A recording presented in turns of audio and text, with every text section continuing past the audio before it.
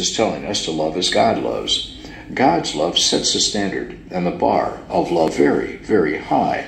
But that does not imply we can't ever reach it. We must aim and ask for this kind of love. In fact, most Christian groups and individuals lower the bar of perfection by emphasizing achievable goals, usually associated with embodiment, attending Sunday, not committing adultery, not being a thief, etc. The goals which we could accomplish and for which we could take credit. These accomplishments only inflated our own self-image, not our love of God.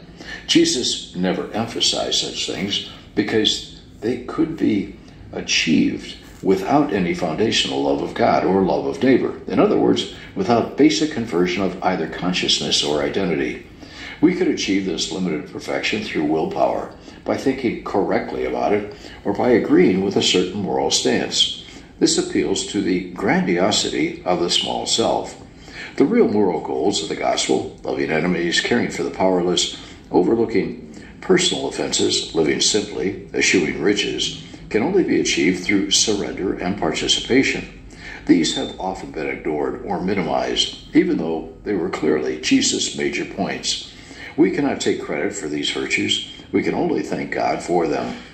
Not to us, O Lord, not to us, but to your name give glory, because of your mercy and faithfulness. Psalm 115:1. Awakening to mercy. Her sins, her many sins, must have been forgiven her, or she would not have shown such great love. Luke 7:47.